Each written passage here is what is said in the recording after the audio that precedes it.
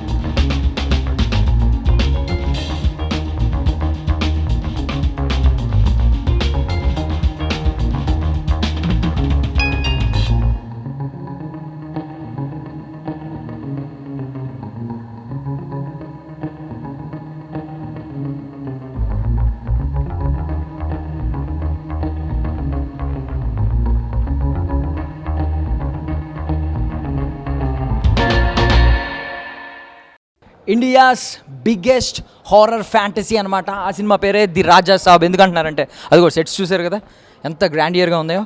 Almost ఎంత పెద్ద set ఏ సినిమాకి వేయలేదంట ఇండియాలో. హారర్ ఫిల్మ్స్లో ఏ సెట్స్కి వేయలేదంట, ఐ మీన్ ఏ ఫిల్మ్కి వేయలేదంట. లైక్ బాలీవుడ్లో చాలా సినిమాలు చూసాం మనం, పెద్ద పెద్ద స్టార్స్ లైక్ అమితాబ్ బచ్చన్ గారు యాక్ట్ చేసిన ఇలాంటి సినిమాలు కూడా చూసాం. వాటికి కూడా ఇంత పెద్ద సెట్ అయితే వేయలేదన్నమాట. అందుకనే India's biggest horror fantasy film అని అంటున్నారు. సో అండ్ మీరు దీని ఇంపాక్ట్ ఎలా ఉండబోతుంది, ఈ సినిమా ఇంపాక్ట్ అనేది తెలుసుకోవాలనుకుంటే ముందు ఇక్కడికి వెళ్ళాలన్నమాట. దాని గురించి చూద్దాం. చూస్తున్నారు కదా, సో నార్మల్లీ ఇవన్నీ కూడా భయపెడుతున్నాయి సెట్స్ అంతా కూడా, బట్ ఇప్పుడు మాత్రం బాగా భయపెట్టబోతుంది అనమాట. చూడండి ఒకసారి, అటు చూడండి. ఇది మొత్తం ఒక ఐ మీన్ మనం చేతబడి చేసే ప్లేసులకు వచ్చినట్టు ఫీలింగ్ అవుతుంది. నిజంగా చేతబడులు ఉన్నాయేమో అనే భయం కూడా మొదలవుతుంది ఇలాంటి ప్రదేశాలు చూస్తుంటే. చాలా రియలిస్టిక్గా చేశారు. అండ్ మీరు చూస్తున్నారు కదా అక్కడ, అదిగోండి ఆపోజిట్లో కూర్చున్న మహిళలు కూడా మనకి మాంత్రికురాల్లా కనిపిస్తున్నారు నార్మల్ దాని ఇంపాక్ట్ వల్ల. అండ్ చూడండి అక్కడ మొత్తం ఒక గుడ్లు కూడా పెట్టారు, రియల్ గుడ్లు. అక్కడ నిమ్మకాయలు, కుంకుమ కలిపిన రైస్ అది అనమాట. అది నార్మల్గా రక్తం కలిపిన రైస్ లాగా మనకి సినిమాల్లో చూపిస్తూ ఉంటారు. చూశారు కదా, నార్మల్లీ ఇక్కడ హీట్ అయితే చాలా దారుణంగా ఉంది. మేబీ మీరు ఆన్ స్క్రీన్ కాబట్టి మీరు దీన్ని అబ్జర్వ్ చేయలేరు, నేను కాబట్టి ఎక్స్పీరియన్స్ చేస్తున్నాను. ఇదిగోండి ఇక్కడ చూడండి, ఒక పొట్టేలు తలకాయ అనమాట. బట్ రియల్ కాదు, ఇది విఎఫ్ఎక్స్. బికాజ్ యానిమల్ని మనం హెరాస్ చేయకూడదు కాబట్టి, యానిమల్స్ని మనం బాధ పెట్టకూడదు కాబట్టి అక్కడ అన్ని మొత్తం సెట్సే ఉన్నాయి. అండ్ ఇంకా మనం చూద్దాం, ఇలా రండి ఒకసారి. యా ఇదిగో దిస్ వన్ చూడండి, ఒక రియల్ చేతులు ఎముకలు పుర్రెల్లాగా డిజైన్ చేశారు. ఇది ఇందాక మనం అక్కడ చూసిన పొట్టేలు కొమ్ము అనమాట, విరిగిపోయింది. ఇక్కడ ఉంది, మేబీ సినిమాలో అది భాగమేమో. సో ఇది కూడా చూడండి, తెలియకుండానే నేను ఒక రియల్ చేతబడులు చేసే ఒక డార్క్ ప్లేస్ని మనం ఎక్స్పీరియన్స్ చేసినట్టుంది. ఏదో వార్తల్లో వస్తుంది కదా, లీక్ అయిందని అలా ఉందన్నమాట. చాలా బాగుంది సెట్స్ అయితే. సో మొత్తం ఒకసారి ఒక రౌండ్ వేయండి. మొత్తం పైన అంతా మీకు చిన్నప్పుడు అన్వేషిత అని ఒక సీరియల్ ఉంటుంది, అందులో రాక్షసి ఇదే ఫేస్తో ఉంటుంది అనమాట. మీరు బాగా అబ్జర్వ్ చేస్తే ఆ సెట్స్ మొత్తం అదే ఉంది. చిన్నప్పుడు నేను చాలా భయపడేవాడిని, 90s కిడ్ని కాబట్టి. అండ్ పదండి ఇంకా నెక్స్ట్ ఈ హీట్ని అయితే మీరు ఎక్స్పీరియన్స్ చేస్తారు. ఇప్పుడు గ్రాండ్ ఇయర్ని ఇక్కడ నుంచి చూడాలి కాబట్టి ఆ గ్రాండ్ ఇయర్ని అయితే నేను ఇప్పుడు మీకు చూపించబోతున్నాను. కమాన్, బై ద వే ఒకసారి ఈయనకి నమస్కారం పెట్టుకుందాం. మంచో చెడో పక్కన పెడితే కోపం వస్తుంది ఈయనకి. యా, మేబీ సంజయ్ దత్ గారు ఆత్మరూపంలో ఉన్న విజువల్ అయి ఉండొచ్చు ఇది. సో నెక్స్ట్ మీకు ఒక రొమాంటిక్ ప్లేస్ చూపించబోతున్నాను. బట్ ఆ రొమాన్స్ మనుషులతో చేసినప్పుడు బాగానే ఉంటుంది, అంటే ఒక హీరో హీరోయిన్తో చేసినప్పుడు బాగానే ఉంటుంది. కాకపోతే అదే దెయ్యం మనిషితో చేస్తే ఎలా ఉంటుంది అది కూడా ఇక్కడ మనం చూడబోతున్నాం అనమాట. సో బేసికల్లీ ఇక్కడే మనం ప్రభాస్ గారి డైలాగ్ ఒకటి విన్నాం కదా, రాత్రి తెలియకుండా మీద పడి కొంచెం కొరికేసినట్టున్నాను, ఏమనుకోకండి కరిచేసినట్టున్నాను అంటారు కదా, ఇదే ప్లేస్ అనమాట. బట్ తర్వాత థింగ్ ఏంటంటే మేబీ దెయ్యం రొమాన్స్ ఇక్కడ కనిపించబోతుంది. సంజయ్ దత్ గారు మనుషులు రొమాన్స్ చేస్తే ఎలా ఉంటుందో ఇక్కడ చూడబోతారు అనమాట. అంటే ఇది చూడండి ఒకసారి. వాహ్, ఇది ఒక పెద్ద లాకర్ అనమాట. మనకి సంజయ్ దత్ గారు చాలా ఓపెన్గా ఒక స్టేట్మెంట్ ఇచ్చారు, వద్దు లోపల చూడొద్దు, ఆయనకి కోపం వస్తుంది. సంజయ్ దత్ గారు ఏమన్నారంటే, ఈ భవనం మొత్తం నా కాలేయం మీన్స్ నా శరీరం లాంటిది, ఇందులో ఉన్న ఆస్తి అంతా నాకు ప్రాణం అని చెప్పి, నా ఆస్తి ఇదంతా అని చెప్పి, ఆయన చనిపోయినా నేనే అనుభవించాలి ఈ ఆస్తిని అని అన్నారు. సో మనం ఎక్కువ విట్నెస్ చేయకూడదు. ఆయన చాలా పకడ్బందీగా డిజైన్ చేసుకున్నారు ఆ లాకర్ని. లోపల ఏమున్నాయో మనకు తెలియదు, ఓపెన్ చేస్తే మాత్రం ఆయన కోపం వస్తుంది, మళ్ళీ మన మీద కూడా పగబట్టే ఛాన్స్ ఉంది. అండ్ పెయింటింగ్స్ మీరు ఎక్కడ చూసినా ఈ పెయింటింగ్స్ అయితే చాలా గొప్ప గొప్పగా ఉన్నాయి. అంటే ఇంకో చూడండి, నల్లపిల్లి, మనకి నల్లపిల్లి అంటేనే నార్మల్గా భయం. ఆ నల్లపిల్లి పైన ఏదో ఉంది సంథింగ్, ఒక గుండెలోంచి రక్తం పడుతున్నట్టు సంథింగ్ ఏదో ఉంది. ఇవన్నీ మనకి మేబీ డార్క్నెస్ గురించి, కొంచెం ఈ డార్క్ సైకాలజీ గురించి, లేదంటే కొంచెం ఇలాంటి దెయ్యాల సబ్జెక్టులు తెలుసుకున్న వాళ్ళకి బాగా తెలుస్తాయేమో. చూడండి, ఇది కూడా భయంకరమైన పెయింటింగ్స్ అయితే మొత్తం భవనం మొత్తం ఉన్నాయి. ఇది మరి సంజయ్ దత్ గారు ఇష్టపడి వేయించుకున్నారు యాజ్ పర్ ది రాజసాబ్ కథ. అంటే ఇంకా లోపలికి వెళ్దాం. యా, ఇక్కడైతే యూ విల్ విట్నెస్ సంథింగ్. ఇదిగోండి, ఒక నిజంగా ఒక పిశాచి దిగులుగా ఒంటరిగా కూర్చుంటే ఎలా ఉంటుంది అనమాట. దానికి అప్పుడే ఒక కోరికలు వస్తూ ఉంటాయి, మనుషుల్ని ఎలా నాశనం చేయాలంటే. ఇది ఇంకా భయంకరంగా ఉంది. అంటే మనకి సమాజంలో కూడా ఇది బాగా సెట్ అవుతుంది. ఎలా అంటే 1000 కళ్ళు మనల్ని చూస్తూనే ఉంటాయి. 1000 కళ్ళు కూడా మంచి ఉద్దేశంతో చూడవు, అందుకే రెడ్ కలర్ వేశారు. మనల్ని సమాజం మొత్తం చూస్తూనే ఉంటుంది, ఎలా వీడిని నాశనం చేద్దాం, ఎలా వీడిని నెగిటివ్గా పోర్ట్రే చేద్దాం అని చెప్పి. అది సింబాలిక్గా కనిపిస్తుంది. బట్ ఇది ఒరిజినల్గా అయితే అదొక హారర్ కైండ్ ఆఫ్ థీమ్లో వేసిన పెయింటింగ్ అనమాట. అంటే ఇది మొత్తం లైబ్రరీ చూడండి, ఒక అద్భుతమైన లైబ్రరీ. ఇలాంటి లైబ్రరీ కనుక మన ఇళ్లలో ఉంటే మనం ప్రతి ఒక్కరూ ఒక షేక్స్పియరో, ఒక బాబా సాహెబ్ అంబేద్కరో అయిపోతూ ఉంటాం. చాలా అద్భుతంగా ఉంది కదా. అండ్ మోర్ ఓవర్ అక్కడ ఒక మెట్లు కనిపిస్తున్నాయి మీకు. ఆ మెట్లు గురించి మీకు ప్రత్యేకంగా చెప్పాలి. ఇది మీరు ఎప్పుడన్నా చూసినట్టు అనిపిస్తుందా? అనిపించాలి, ఎందుకంటే ఇది ప్రభాస్ గారి సినిమాలోనే మీరు అబ్జర్వ్ చేశారు. ఆ సినిమా పేరు కూడా ఇప్పుడు నేను రివీల్ చేస్తున్నాను, ఎందుకంటే మీకు ఇంకా తట్టలేదు కాబట్టి. ఆ సినిమా పేరే అనమాట. ఇంకా గుర్తురాలేదా? సో ఒక లవ్ స్టోరీ, ప్రభాస్ గారు ఒక లవ్ స్టోరీలో రీసెంట్గా యాక్ట్ చేశారు, దాని పేరే రాధేశ్యామ్. వదిలే, పైకి వెళ్తుంటే కొంచెం భయంగా ఉంది నాకు కూడా. రాధేశ్యామ్ సినిమాలో ప్రభాస్ గారు ఫస్ట్ ఒక ప్రీల్యూడ్, ఒక టీజర్ వచ్చింది కాబట్టి ఆ గ్లిమ్స్లో ఫస్ట్ ప్రభాస్ గారు ఇలా దిగుతూ ఉంటారు. ఇదే ఆ సెట్ లాగా ఉందన్నమాట. మేబీ ఇదే సెట్టో లేదంటే దాని కైండ్ ఆఫ్ డిజైన్ ఇది కూడా ఉందో లేదు. అండ్ మోర్ ఓవర్ ఒకసారి సంజయ్ దత్ గారిని చూపించు. సో సంజయ్ దత్ గారిని ఇక్కడ అబ్జర్వ్ చేస్తే, ఆయన ఎప్పుడో పురాతన కాలంలో జన్మించిన వ్యక్తి. ఆయన మనవల్లో ఒకడు ప్రభాస్ గారు, యాజ్ పర్ ది రాజసాబ్ కథ. బట్ పురాతన కాలంలో కూడా ఎంత స్వాగ్, ఎంత స్టైలిష్గా ఉన్నారు సంజయ్ దత్ గారు. ఇదనమాట మన ఐ మీన్ జెన్జీ కదా ఇప్పుడు అంతా. సో జెన్జీకి అనుగుణంగా ఉండేలా డిజైన్ చేశారనమాట ఇదంతా. మోర్ ఓవర్ ఇక్కడ ఒక తాళం ఉంది. మేబీ సినిమాలో ఏమన్నా కీ రోల్ అవ్వబోతుందా, ఐ మీన్ ఈ కీ ఏమన్నా కీ రోల్ ప్లే చేయబోతుందా చూద్దాం. మేబీ సినిమా చూసిన తర్వాత మనకి అది అర్థం అవుద్ది. ఇక ఇప్పుడు అస్సలైన గ్రాండ్ ఇయర్ మీకు చూపించబోతున్నాను అనమాట. యాక్చువల్లీ ఈ సెట్ డిజైన్ చేసింది రాజీవన్ నంబియార్ అని ఒక మంచి ఆర్ట్ డైరెక్టర్. ఆయన కెరియర్లోని ఇది ఒక పెద్ద సెట్స్ అని చెప్పి ఆయన కూడా చెప్తున్నారు.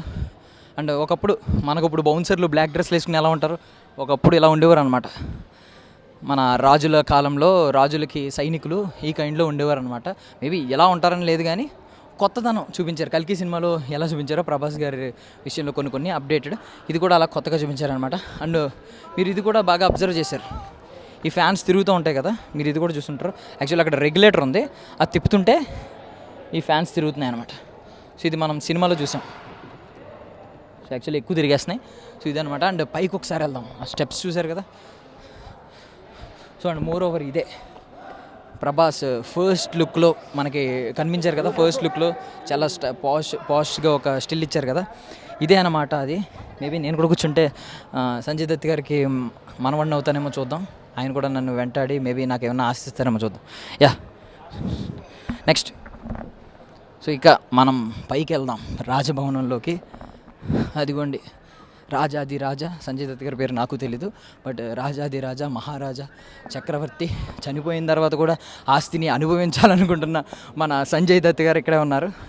మరి ఆయన చిహ్నం ఏంటో తెలియదు కానీ కింద లియో సినిమాలో లాగా ఒక గ్రెద్ద ఉందన్నమాట. దీన్ని డ్యాగ అంటారు, కొంతమంది గ్రెద్ద అంటారు, బట్ ఇది చాలా ప్యూర్ ఐరన్. అసలు మొయ్యలేకపోతున్నాను. ఓ మై గాడ్, మేబీ ఇది స్టిక్ చేస్తారేమో. నేను చాలా కష్టపడ్డాను దాన్ని లేపడానికి. ఎస్, ఇది కూడా చాలా బరువుగా ఉంది, బట్ గోల్డ్ కాదు, బ్రాంజ్. గోల్డ్ అయితే మనమే తీసుకెళ్ళిపోయే వాళ్ళం.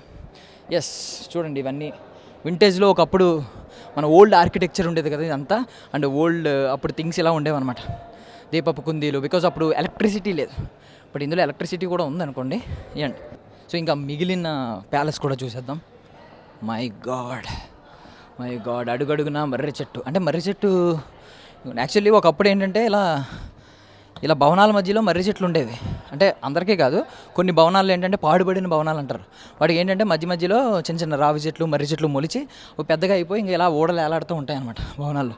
ఇది కూడా అలాగే ఒక పురాతనబడిన మర్రి చెట్టు. అండ్ ఇదిగోండి ఇందాక మనం చూసినట్టే ఒకటి ఉంది ఇక్కడ చూడండి, అది ఒక బావి అనమాట.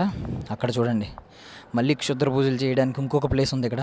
అక్కడ నిజంగానే ఒక ఎముకలు ఉన్నాయి. అక్కడ ఎవరో ఒక వ్యక్తి కూర్చుని దాన్ని ఏదో ఎక్స్పీరియన్స్ చేస్తున్నాడు. ఏ మంత్రాలు, ఓం బగబుగే భగిని భాగోదరి అని ఏదో చదువుతున్నాడు. మేబీ అతనికి కూడా ఏదైనా ఆ ప్రభావం వచ్చి రేపొద్దున్న అతని మీద కూడా ఏదైనా ఆత్మ, సంజయ్ దత్ గారి ఆత్మ లాంటిది ఏమైనా పడుతుందేమో చూద్దాం. అండ్ మోర్ ఓవర్ గోడల మీద చూడండి ఏదో ఒక లిపి రాసి ఉందన్నమాట. అది ఏంటి అసలు ఏ భాష అనేది మనకు తెలియదు. మేబీ సినిమా చూసిన తర్వాత, బట్ మన దగ్గర కెమెరాల్లో గూగుల్ లెన్స్ ఉంది, దానిలోంచి మనం వెతకొచ్చు, కావాలనుకుంటే ట్రాన్స్లేటర్లో వెతకొచ్చు. బట్ నేను వెతికే అంత సాహసం చేయట్లేదు, ఎందుకంటే తర్వాత నన్ను ఆత్మ ఏదైనా వెంబడిస్తుందేమో అని భయం ఉంది. అండ్ నువ్వు చూశారు కదా, ఆ నూతిలో కొంతమంది వ్యక్తులను, ఐ మీన్ ముగ్గురు ఉన్నారు, ముగ్గురిని కలిపి కట్టేసి అందులో ముంచుతున్నారు. సో ఇది మేబీ పురాతన కాలంలో ఇలాంటి శిక్షలు ఉండేవేమో మేబీ ఆ టైంలో. అండ్ అక్కడ ఒక పంచె కట్టుకుని ఒక దేవుడిలా ఉన్నాడు. అతను మనిషా లేదంటే ఇలాంటి డార్క్ దానిలో మనకి నార్మల్గా మన డివోషనల్గా స్వామీజీలు, బాబాలు ఎలా ఉంటారో ఒక డార్క్ దానిలో కూడా అలాంటి వ్యక్తి అవ్వచ్చు, లేదంటే ఒక మనిషిని చంపేసి అక్కడ ఏమన్నా నిలబెట్టారేమో అని కూడా అనుకోవచ్చు. మొత్తం పుర్రెలతోనే డిజైన్ చేశారు. అండ్ మోర్ ఓవర్ మీకు ఫాంట్ అయితే మాత్రం మీకు ట్రాన్స్లేట్ చేసుకోవడానికి మీకు చూపించాం కదా, స్క్రీన్ షాట్ తీసుకుని ఒకసారి ట్రాన్స్లేట్ చేయండి, అందులో ఏముంది. సో మొత్తం ఇదంతా అనమాట. మనం ఇదంతా తిరిగితే మనకు ఓపిక కూడా సరిపోదు కాబట్టి, ఐ మీన్ నాకు సరిపోదు కాబట్టి. ఆల్రెడీ నేను చాలా వీక్గా ఉన్నాను, ఇప్పటికే దెయ్యం పట్టుద్దేమో అని భయంతో ఉన్నాను. ఇంకా వీక్ అయిపోతే ఖచ్చితంగా దెయ్యం పట్టుద్ది, పట్టకపోయినా నేనే పట్టినట్టు ఫీల్ అవుతాను కాబట్టి వెళ్ళిపోదాం. అన్న మనం నెక్స్ట్ సెగ్మెంట్కి వెళ్ళిపోతే, ప్రభాస్ గారు అనగానే మన అందరికీ గుర్తొచ్చేది ఏంటంటే, బికాజ్ ఆయన గురించి ప్రతి సెలబ్రిటీ చెప్పేది భోజనాలతో పెట్టి చంపేస్తారని చెప్పి. మనకి డార్లింగ్ సినిమాలో ఒక క్యారెక్టర్ ఉంటుంది, బాబు తిన్నావా అని చెప్పి. ప్రభాస్ గారు ఒరిజినల్ క్యారెక్టర్ అదేనమ్మా అనమాట. బాబు తిన్నారా అని చెప్పి మధ్యాహ్నం క్యారేజీలు ఇంటి నుంచి పంపిస్తూ ఉంటారు. భీమవరం ఫుడ్ అంతా ఇక్కడే ఉంటుంది. సో అందుకే ఎంత పెద్ద టేబుల్ అరేంజ్ చేశారనమాట. మేబీ నాకు తెలిసినంత వరకు cinema shooting, I mean cut చెప్పిన తర్వాత షూటింగ్ అంతా ఇక్కడే కూర్చుని పైన ఒక క్లాత్ వేసి దీన్ని డిస్టర్బ్ చేయకుండా అందరూ కూర్చొని నవ్వుతూ తిని ఉంటారు. నాకు తెలిసి అట్లీస్ట్ షూట్ ఎండ్ అయిపోయిన తర్వాత అయినా దీని మీద తిని ఉంటారేమో అనిపిస్తుంది. చాలా బాగుంది కదా. ఒకప్పుడు రాజులు దాంట్లో ఎలా ఉండేదన్నమాట. మనకి మల్లేశ్వరి సినిమాలో చెప్తాడు కదా, అక్కడ నెయ్యి అక్కడ పప్పు ఉంటుంది, నెయ్యి తెచ్చుకోవాలంటే ఆ చివరికి వెళ్ళాలి, నెక్స్ట్ టైం వచ్చినప్పుడు అటువైపు కూర్చుంటా అని వెంకటేష్ గారు కామెడీ చేస్తారు కదా, సేమ్ ఆ కైండ్ ఆఫ్ టేబుల్ ఉందన్నమాట. ఒక పెద్ద టేబుల్. మేబీ రాజుల కాలంలో ఒక 10 మంది, 15 మంది, 20 మంది కలిసి తినేవారేమో ఇలాగా. ఇక మనం ఫుడ్ ఐటమ్స్ చూసాం, మరి ఫుడ్ ఎక్కడ తయారవుద్ది? కిచెన్లోనే కదా. సో అంత మంచి ఫుడ్ ఐటమ్స్ తయారు చేయడానికి కిచెన్ కూడా బాగుండాలి కాబట్టి ఇదిగోండి ఇదంతా కిచెన్ అనమాట. మన చిన్నప్పుడు మన అమ్మమ్మల ఇంటికి వెళ్ళినప్పుడు చూస్తూ ఉంటాం. అంటే మన అమ్మలు కూడా కొంతమంది బాగానే చేసేవారు అనుకోండి, ఈ జనరేషన్లో లేదు. చూడండి అన్నీ మంచి మంచి అప్పడాలు, ఎండుమిర్చి ఇలాంటివన్నీ, ఐ మీన్ అప్పడాలు, కొన్ని ఏంటంటే పిండి వంటలు ఇలాంటివన్నీ కనిపిస్తూ ఉన్నాయి ఇక్కడ. అండ్ చూడండి ఇలాంటి ఎస్పెషల్లీ ఇలాంటి చాప, ఇలాంటి ట్రంక్ పెట్టి ఇవన్నీ మనం ఇంకోండి ఇలాంటి అర్మార్ ఒకటి. సో ఇలాంటివన్నీ మనం ఖచ్చితంగా మన అమ్మమ్మల ఇంటికి వెళ్ళినప్పుడు మాత్రం అబ్జర్వ్ చేసేవాళ్ళం. ఇప్పుడైతే లేదు. ఇంకా మధ్యలో మేబీ సెట్స్లో కూడా ఇది వస్తుందా ఏంటి, అంటే రెండు మిక్స్ చేసి చేస్తారంటే తెలియదు, కానీ ఇక్కడ మైక్రోవేవ్ ఒకటి ఉంది. మైక్రోవేవ్ ఎందుకు వచ్చిందో నాకైతే అర్థం కాలేదు. అండ్ ఒకప్పుడు స్విచ్చెస్ మీకు ఐడియా ఉంది కదా, ఇది బెల్ లాంటి స్విచ్, ఇదేమో పైకి కిందకి టక్ టక్ టక్ టక్ టక్ టక్ అంటారు కదా, అది. యా నెక్స్ట్ ఇంకా ఇవన్నీ అనమాట. లోపల ఏమున్నాయి చూద్దాం. అసలు ఖాళీయేనా అన్నీ ఖాళీయే. మరి షూట్ అయిపోయిన తర్వాత ఇవన్నీ ఏం చేస్తారనేది నాకు ఒక డౌట్ ఉంది. బట్ మధ్యలో వాడినట్టున్నారండో, నెయ్యి ఉంది, ఇక్కడ నెయ్యి ఉంది, కారం ఉంది, పంచదార ఉంది, పర్వాలేదు. కొంచెం రియలిస్టిక్గా కనిపించడానికి కొన్ని మన కిరాణా సామాన్లు కూడా ఇక్కడ అయితే ఉంచారు. ఏంటి నాకు తెలియక అడుగుతున్నాను, సంజయ్ దత్ గారు అక్కడ కూర్చుని, ప్రభాస్ గారు అక్కడ కూర్చున్నారు, మళ్ళీ ఇక్కడ కూడా ఒకటి ఉంది. అంటే ఎక్కడ ఖాళీ దొరికితే అక్కడ కూర్చుంటూ ఉంటారేంటి? ఆయన కూర్చోడానికి ఇలాంటి పెద్ద పెద్ద సింహాసనాలు వేస్తూ ఉంటారేంటి? సర్లేండి, పదండి వెళ్దాం. ఇక ఫైనల్లీ ఇంకొక ప్లేస్ చూపిస్తున్నాను. మొత్తం విజువల్స్ నేను మీకు చూపించలేను కాబట్టి మేమైతే విజువల్స్ అన్నీ మీకు ప్లే చేస్తూ ఉన్నాం. ప్రతిదీ చూడండి. బట్ దీని గురించి నేను ఎక్స్ప్లెయిన్ చేయాలి. అది ఇప్పుడైతే మనకి ఈ స్పీకర్లో, హోమ్ థియేటర్లో ఇవన్నీ ఎడిచినాయి, కానీ ఒకప్పుడు ఇంక ఇవే ten ten ten ten ten ten ten ten ten ten. అంటే నాకు పొరపాటున ప్రభాస్ గారు బదులు వెంకటేష్ గారు గుర్తొచ్చేశారు. నువ్వు నాకు నచ్చావు సినిమాలో వాయిస్తారు కదా, నాకు ఆ కైండ్ గుర్తొచ్చింది అనమాట. గుర్తొచ్చి ఇది జరుగుతుంది. సో పియానో కూడా ఒక డిమానిక్ స్టైల్లో చేశారు. మేబీ ఇది మనం ముట్టుకోకూడదేమో. ఇది ప్రభాస్ గారు పియానో కాదు, సంజయ్ దత్ గారు పియానో. ఆయన మేబీ ఎందుకు డిజైన్ చేసుకున్నారో నాకు అర్థం కాలేదు, కానీ భయపెడుతూనే డిజైన్ చేశారు. దీనిలోంచి ఖచ్చితంగా నాకు తెలిసినంత వరకు ఏదో ఒక మంచి మ్యూజిక్ సంజయ్ దత్ గారు ప్లే చేయడం, మనం వినడం జరుగుతుంది అనమాట. అంటే తమన్ గారు ఇస్తారు ఆ బీజిఎం, అద్భుతమైన బీజిఎం ఇవ్వబోతున్నారు, భయపెట్టే బీజిఎం. అద్భుతమైందంటే మళ్ళీ వేరేది అనుకోవచ్చు. అండ్ ఇంత నెగిటివ్, ఇంత డార్క్ సెట్స్లో కొంచెం ఒక ఏంజెల్లా కనిపించింది. Thank you so much. కొంచెం నీ వెలుగు చూసిన తర్వాత కొంచెం నాకు భయం పోయింది అనమాట. భయం తగ్గింది, కొంచెం పాజిటివిటీ వచ్చింది. Thank you so much. But Angel చేతిలో వెలుగుంది, మేబీ ల్యాంప్. అంటే ప్రభాస్ గారికి సెట్స్లో ఈ కథ, రాజాసాబ్ కథలో ప్రభాస్ గారికి సపోర్ట్ చేయడానికి కొన్ని పాజిటివ్ పవర్స్ కూడా ఉన్నాయన్నమాట.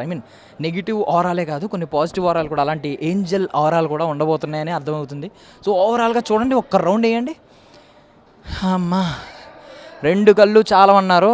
చుట్టూ ఒక 10 కళ్ళు ఉన్నా కూడా సెట్స్లో ఏదో ఒక భాగం మన కంటికి అందకుండా మిగిలిపోయేలా ఉందన్నమాట. ఇది సిచ్యువేషన్. సో అందుకే అన్నారు, biggest horror fantasy ever in Indian history, in Indian film history అని చెప్పి.